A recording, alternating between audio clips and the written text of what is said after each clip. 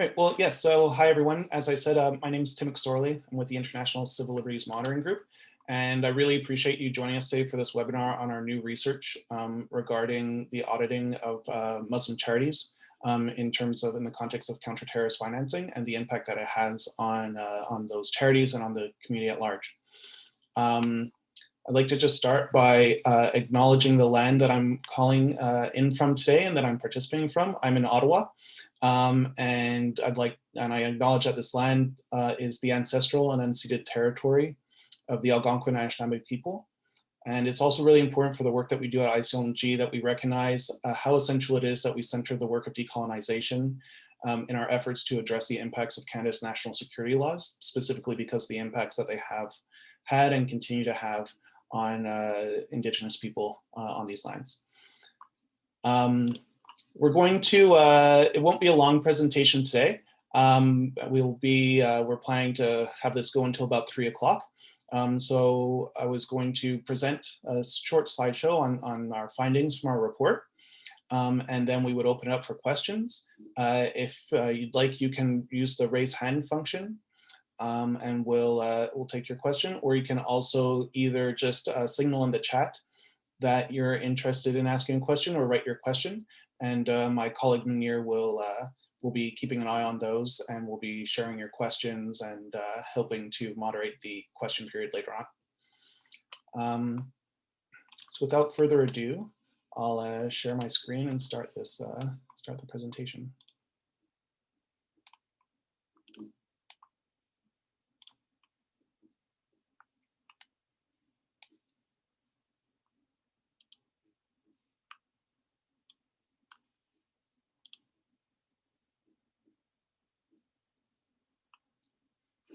Okay. So our report is entitled The CRA's Prejudiced Audits, Counter-terrorism and the Targeting of Muslim Charities in Canada. So just to start, I wanted to say a little bit about ICLMG and the work that we do. So we're a coalition of 45 civil society groups from across Canada, from a wide range of sectors and organizations. So it includes faith-based groups, Muslim organizations, Jewish organizations, Christian organizations, but also Canada's leading labor organizations and coalitions are members, environmental groups are members, and of course, several human rights organizations from across the country. We also work very closely with international cooperation and solidarity groups. And so our work is, since 2002, has been to examine and serve as a kind of watchdog for Canada's anti-terrorism and national security activities, particularly following the adoption of the first Anti-Terrorism Act in 2001. And we came together in the recognition that when we've seen other kinds of legislation like this, in other times of crisis, security legislation has been used to limit free expression, freedom of assembly, freedom of religion, and other fundamental rights, but also the concerns around how it can be used in terms of racial profiling and targeting of particular communities, whether overt or whether systemic, and also examining issues around how we can provide accountability, review, and oversight for those activities. And we primarily engage in research and analysis like this one today, working with MPs, other decision makers, working with our members to bring reforms and to keep an eye on Canada's national security activities. You can find out more about us at iclmg.ca. And you can also sign up for our bi-weekly news digest where we send out news about the work we're doing, but primarily focused on gathering news from Canada and internationally around issues around civil liberties, human rights, and national security and anti-terrorism.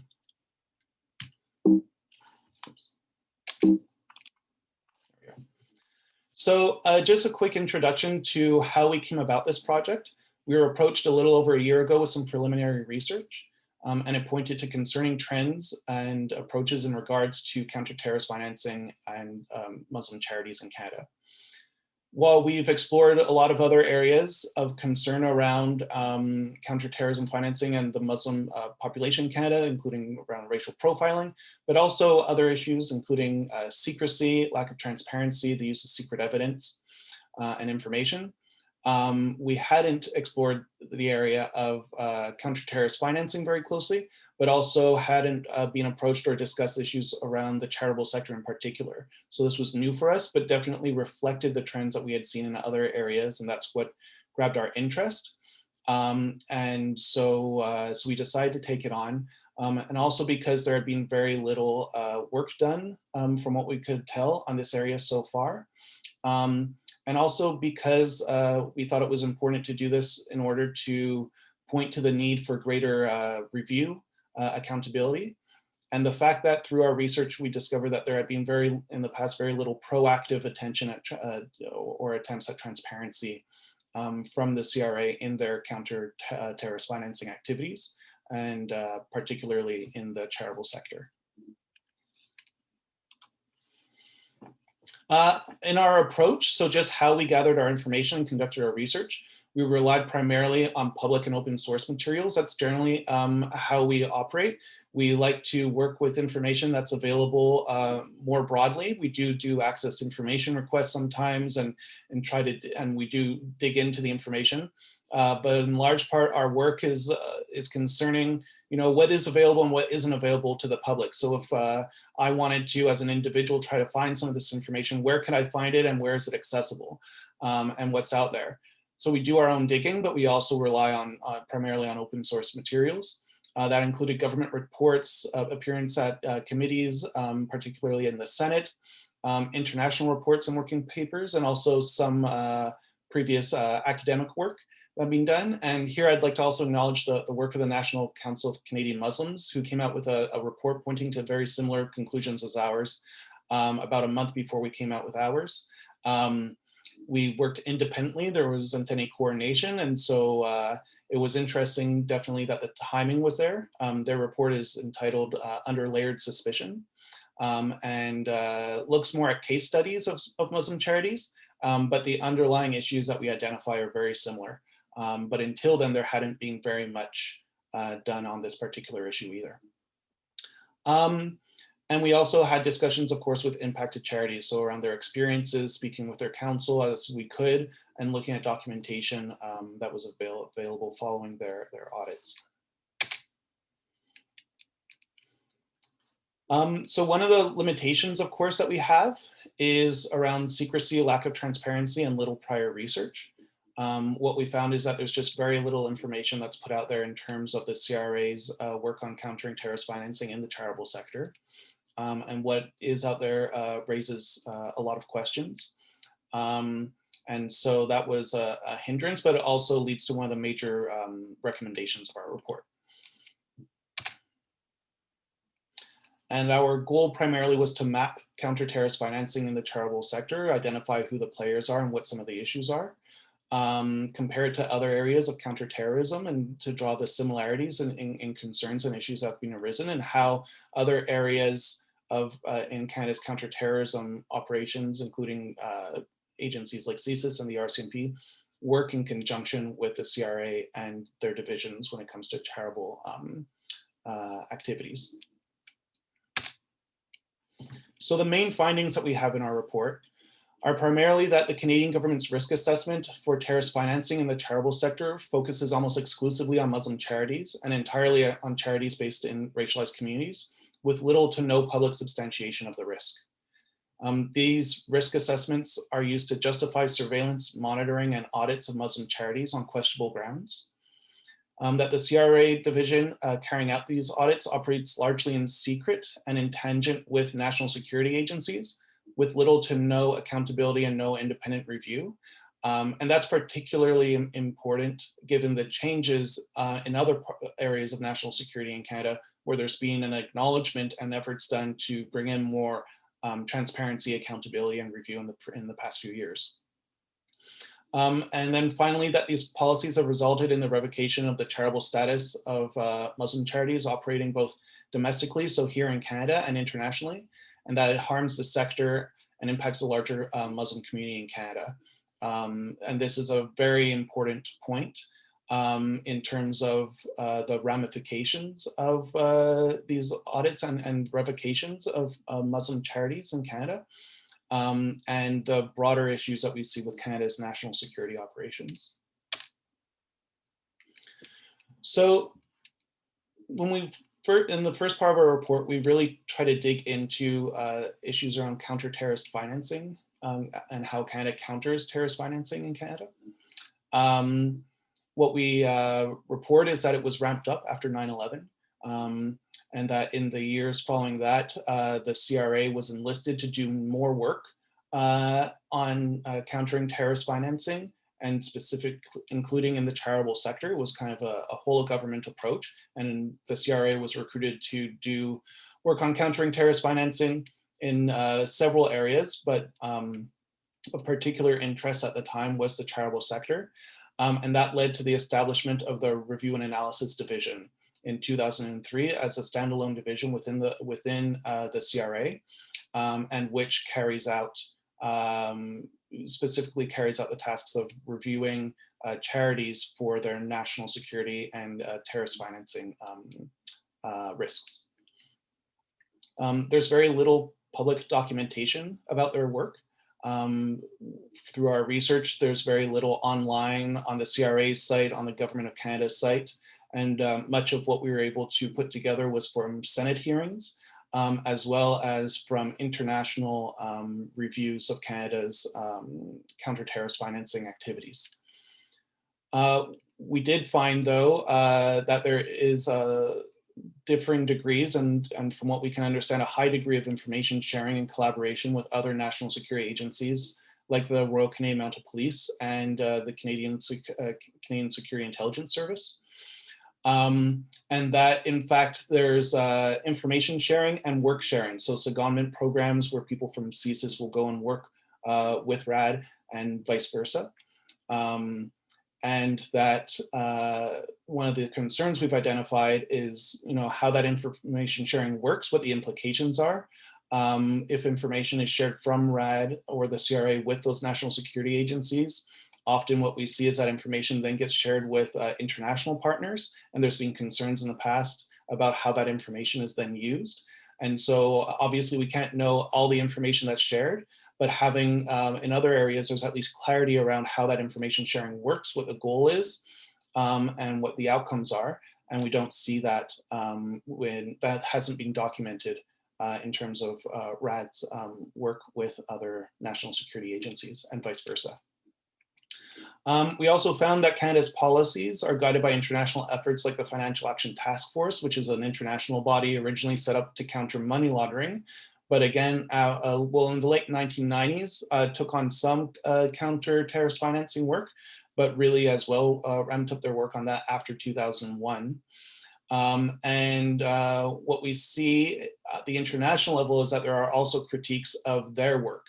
And how at the international level, policies around countering terrorist financing and around preventing terrorism in general has had negative impacts on nonprofit organizations, charitable organizations, and particularly those that engage in humanitarian and international solidarity and cooperation work.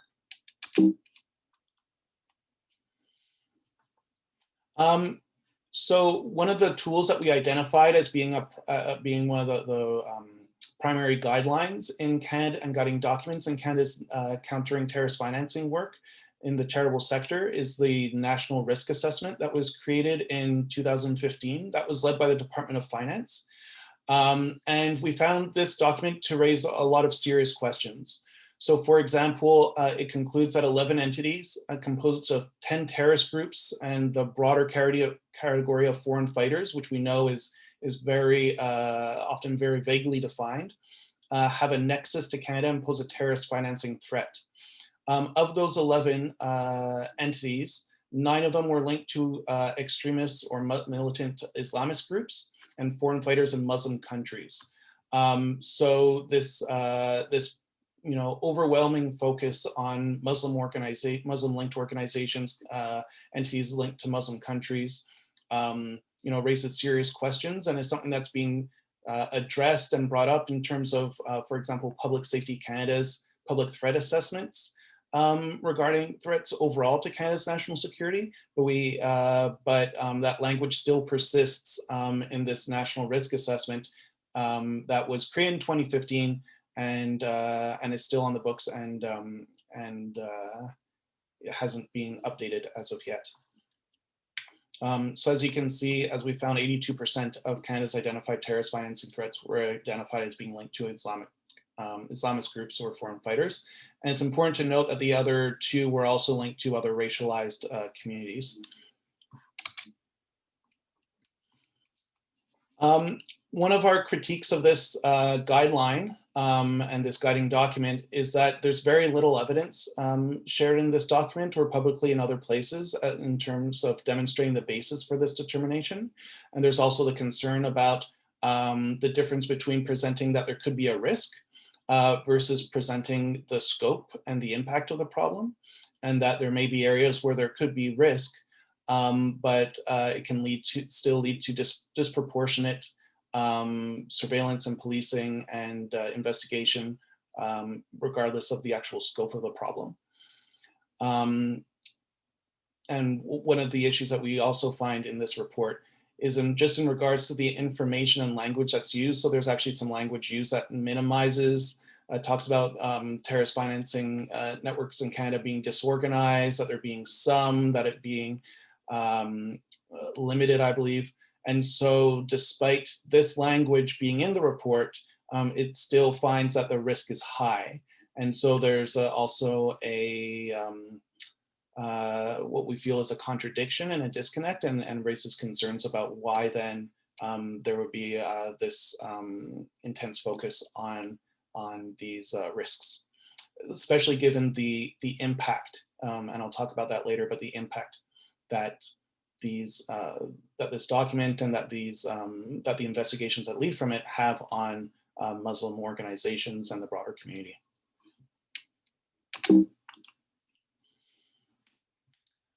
The next part of our report looks at the actual revocation of Muslim charity status in Canada. So even though they aren't listed publicly, we worked with groups to identify what we believe to be criteria that point to a RAD audit. So this includes revocation letters that are redacted, individual names of auditors who are known to work with RAD, the length of time that it takes for audits, that RAD audit teams are made up of auditors as well as law enforcement, national security officers, the use of some very distinct practices in their audits, as well as extensive budgets for travel domestically and internationally. We also examined public records regarding both the time frame and number of audits conducted by RAD and the CRA. What we were able to identify, based primarily on Senate hearings, is that from 2008 to 2015, the Review and Analysis Division audited 16 charities. They revoked the status of 8, and that 6 of these were Muslim charities. And so that is the equivalent of 75% of the charities who had their status revoked following RAD audits between 2008 and 2015 were Muslim charities. Our further research, even though it hasn't been documented publicly, has indicated that at least another 4 Muslim charities have had their status revoked following RAD audits between 2016 and 2019. But as I've said, from 2003 to 2007, and from 2015 onward, there's no public documentation of the number of RAD audits and revocations.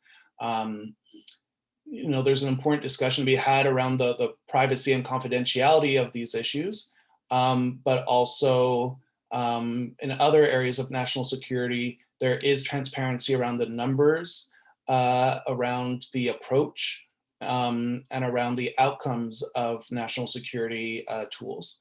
And so we think that at a minimum, this is something that could be that could be addressed in order to both minimize the potential privacy impacts of the individuals and organizations in question, but to bring transparency and clarity to the activities and to the process. And very importantly, we have to note that no criminal terrorist financing charges have ever been brought following the revocation of Muslim charity status. So even though there are allegations of engaging in terrorist financing, those allegations may lead to the revocation of a charity status, but none of those organizations nor their directors or members have ever actually been charged with committing a terrorist financing crime.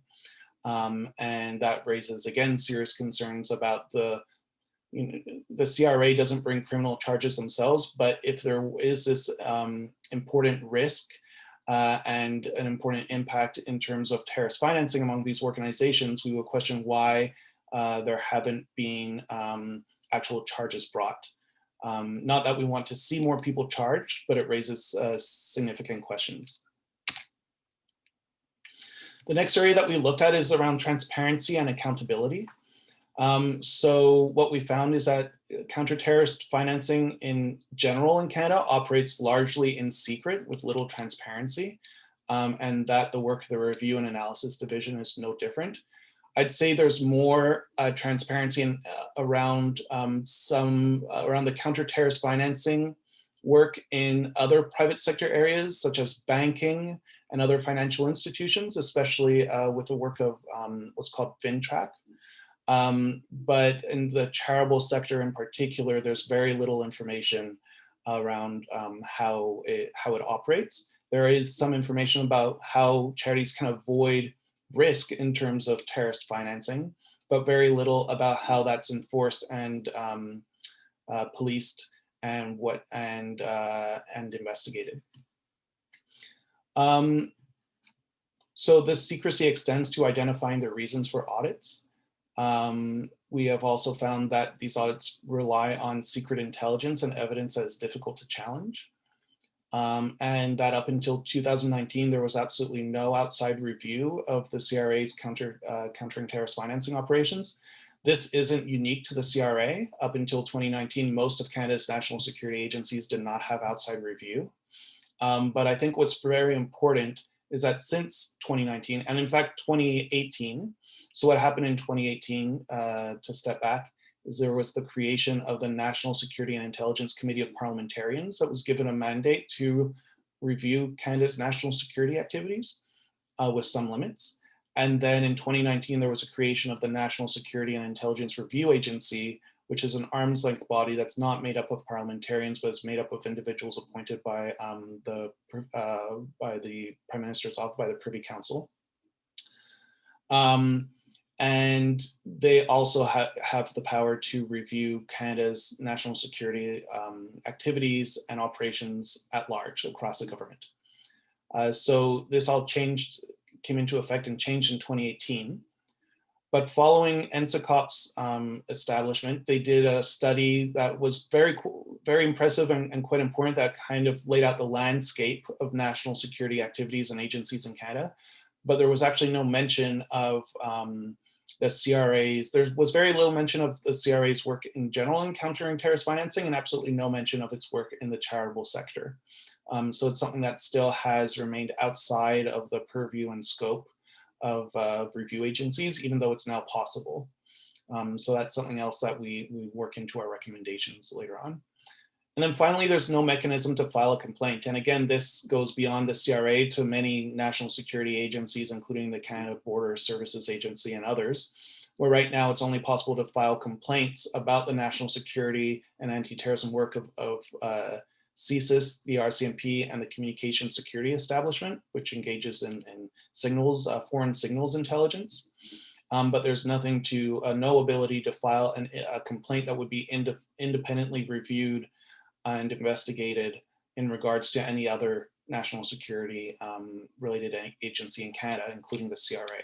And that's also another gap in Canada's accountability and transparency framework for national security. So the significance of all this. What we found is that this is having a negative impact on the Muslim charitable sector and community at large.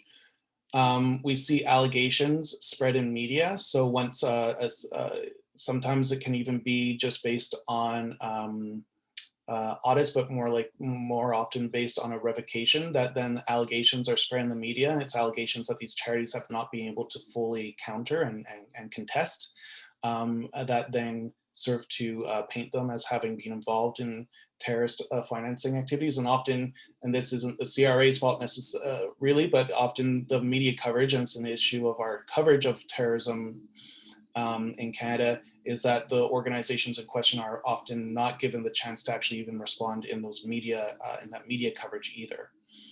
That it provokes suspicion. So members of the Muslim community, after a charity is, either investigated or revoked, it provokes suspicion within the community about other organizations, and provokes, even more importantly, suspicion outside of the Muslim community around the work that these organizations do. And these organizations, as we document in the report, carry out very important and very socially important activities in Canada. And so the fact that they're being shut down based on what we believe to be very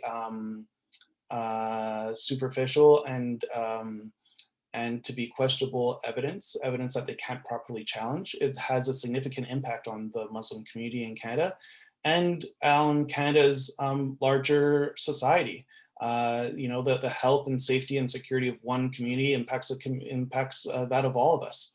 And one of the things that we see is how these issues spread. So concerns around the systemic Islamophobia and racism within Canadian government activities and the impact that it has on the Muslim community gets translated into media coverage and discussions publicly, which then feeds into suspicion and hatred from individuals outside the Muslim community. And we see increases in Islamophobia, increases in hate.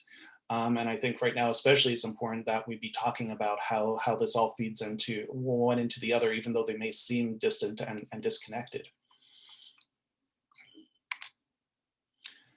So that led us to making 5 recommendations, and I'll leave it after this. And that's first, that the federal government refer this issue to review by the National Security and Intelligence Review Agency, one of those 2 new review agencies I mentioned, in order to examine the CRA's processes overall, and specifically its selecting of Muslim charities for audits and revocation.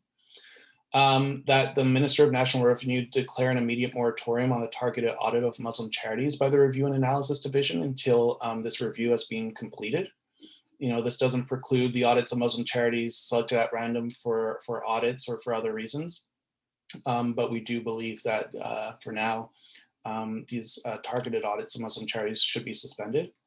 That the Ministry of Finance revisit the anti-terror regulatory policy and legislative landscape, and specifically that 2015 National Risk Assessment and its impact, particularly on the Muslim community, but on racialized communities in Canada overall.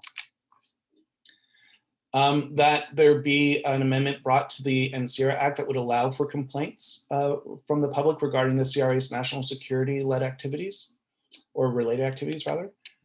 And that finally, either NCRA or that committee of parliamentarians I mentioned coordinate to carry out regular review of the CRA's anti-terrorism activities, including that of the Charities Directorate and RAD.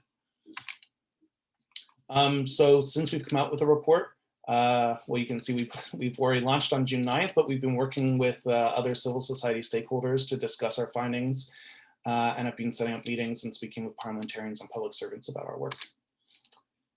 So that's the presentation. I know it's a little information heavy, but I'd be very interested now in taking your questions and having a discussion. We have about half an hour. Yeah, please go ahead. You can either raise your hand or you can put a question in the chat, and we'd be happy to discuss further.